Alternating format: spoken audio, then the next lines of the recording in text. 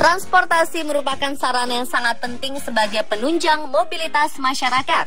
Tak bisa dipungkiri, setiap hari kita tidak bisa lepas dari sarana transportasi apapun aktivitasnya, baik itu ke sekolah, bekerja, atau berlibur sekalipun. Namun pernahkah kita bertanya-tanya tentang mengapa bus sekolah selalu dan identik berwarna kuning? Mengapa pula rel kereta api dipenuhi kerikil? Atau pertanyaan-pertanyaan lainnya, seperti apa fungsi lubang kecil di jendela pesawat? Dan berbagai pertanyaan seputar transportasi tersebut telah kami rangkum dalam 7 pertanyaan seputar transportasi berikut ini.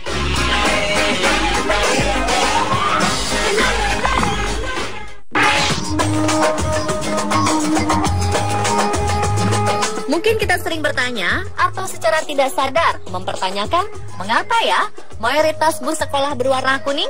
Apakah ini hanya kebetulan? Ternyata warna kuning pada bus sekolah merupakan standar internasional.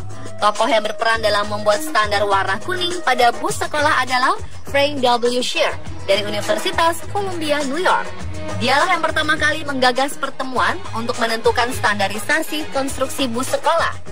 Selama 7 hari pertemuan di bulan April 1939 silam, para peserta konferensi, serta ahli cap dan pengamat transportasi dari 48 negara akhirnya menciptakan 44 standarisasi mengenai bus sekolah.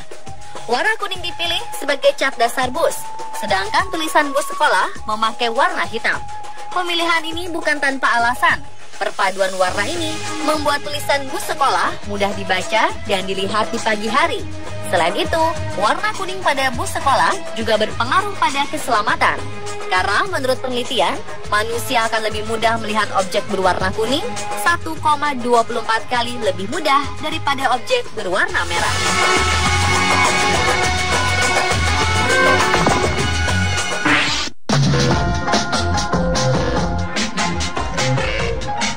Pernahkah kita berpikir, mengapa rel kereta api dipenuhi dengan batu kerikil di bawahnya? Apa manfaatnya? Bagaimana jika rel kereta api tanpa kerikil? Ternyata fungsi batu kerikil pada rel kereta api memiliki beberapa fungsi yang sangat penting.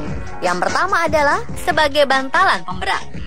Dengan adanya lapisan batu kerikil ini, rel dapat berdiri dengan stabil sehingga kereta api yang berada di atasnya dapat berjalan dengan baik. Batu kerikil ini juga berfungsi untuk menyerap getaran yang terjadi ketika kereta api tengah melintas, sehingga goncangan yang terjadi ketika kereta api melintas dapat dikurangi. Rel kereta api pun tidak cepat rusak dan dapat digunakan untuk waktu yang lama. Fungsi lainnya adalah untuk menahan dan memperlancar aliran air di saat hujan, sehingga mencegah terjadinya pengikisan tanah atau erosi pada tanah di sekitar rel kereta api.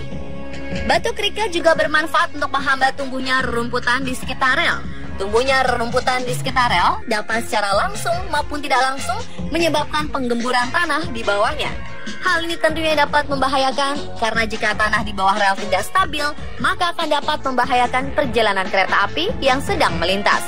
Jadi, kalau ada yang bertanya, mengapa perlu ada batu kerikil di rel kereta api? Sudah bisa menjawab ya.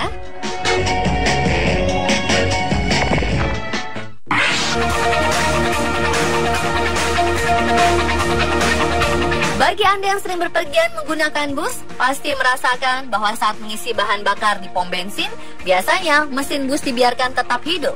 Padahal sering terdengar himbauan untuk mematikan mesin saat mengisi bahan bakar. Tapi mengapa bus serta truk tidak melakukannya ya?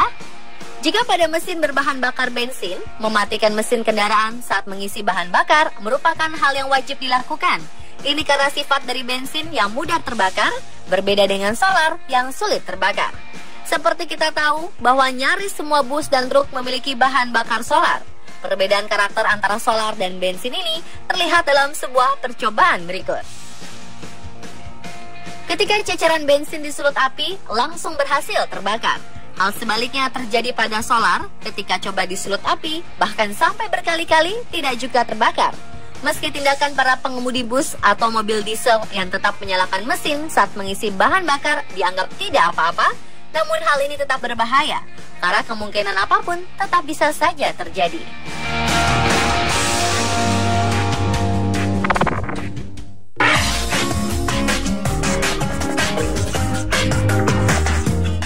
kita bertanya, mengapa warna pesawat terbang itu-itu saja ya, dominan putih? Memang beberapa maskapai memiliki ciri khas tertentu, mulai dari garis-garis, dekorasi, dan penulisan nama dalam berbagai warna. Tetapi warna dasar di balik itu semua hampir selalu putih. Ternyata ada alasan nyata untuk itu loh. Pertama, warna putih tidak cepat luntur, sehingga dapat bertahan cukup lama dari paparan sinar matahari di ketinggian sekitar 30.000 kaki di atas permukaan tanah. Sedangkan warna-warna gelap cenderung mudah pudar dan rentan pada radiasi sinar ultraviolet.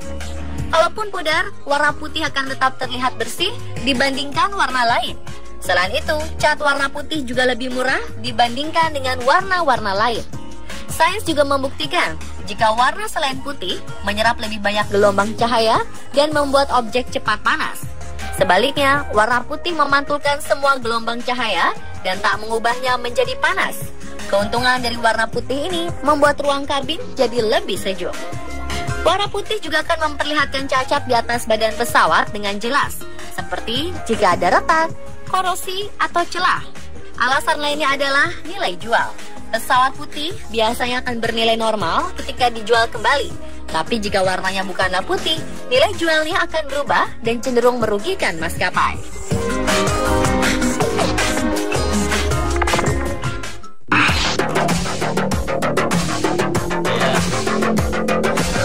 Seringkali kita mendengar adanya kecelakaan yang disebabkan karena mesin mati saat melintasi rel kereta api. Beberapa orang Indonesia malah mengkaitkan kejadian tersebut dengan hal-hal mistis. Namun, tahukah Anda apa yang terjadi sebenarnya? Faktanya, rel kereta api dapat menghantarkan listrik dan magnet yang membuat mesin kendaraan terganggu, sehingga mengakibatkan mesin mati dan tak bisa dihidupkan. Banyak juga yang mengatakan bahwa matinya mesin kendaraan di rel kereta api karena adanya pengaruh gesekan dan akhirnya menimbulkan efek impedansi.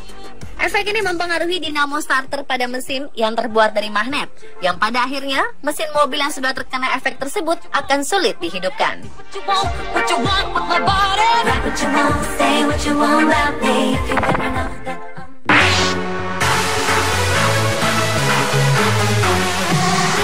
Kita sudah mengerti bahwa petir biasa menyambar benda-benda tinggi seperti pohon, antena, atau gedung. Tetapi pernahkah Anda bertanya-tanya, kenapa pesawat yang berada di ketinggian bisa terlindungi dari sambaran petir? Hal ini terjadi karena pesawat memiliki alat khusus semacam penangkal petir yang bernama Static Discharge System. Dengan alat ini, sangat kecil kemungkinan pesawat tersambar petir. Dan walaupun akhirnya terkena sambaran petir, tidak akan menimbulkan dampak yang besar pada pesawat itu sendiri. Static Discharge System pada pesawat hanya berupa kawat atau lempengan plastik berisi logam seperti bentuk ekor tikus yang ditempatkan di ujung-ujung sayap atau ekor pesawat. Jumlahnya bisa 12 atau 16 buah. Ketika petir menyambar pesawat, muatan listrik yang mengalir di sepanjang aluminium akan menuju permukaan yang lebih lancip, yaitu bagian ujung-ujung sayap maupun ekor pesawat.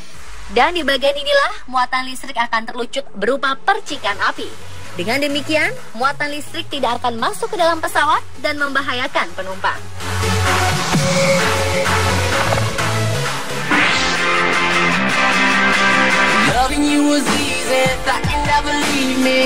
Bagi kita pengguna moda transportasi pesawat terbang, mungkin memperhatikan adanya lubang kecil yang ada pada setiap jendela pesawat. Apa ya kira-kira fungsi dari lubang tersebut? Rupanya, lubang kecil yang terletak di bagian bawah kaca jendela ini adalah sebuah fitur keamanan yang sangat penting. Lubang kecil ini disebut sebagai lubang napas yang digunakan untuk mengatur jumlah tekanan yang lewat di antara panel dalam dan luar jendela.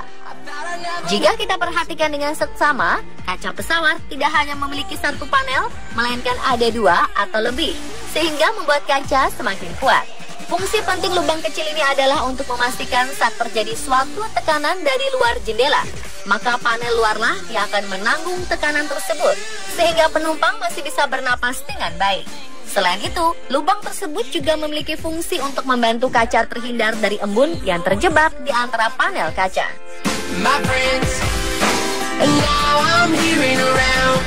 Dan pemirsa, itulah 7 pertanyaan seputar transportasi versi on the spot. Semoga menambah ilmu pengetahuan Anda ya.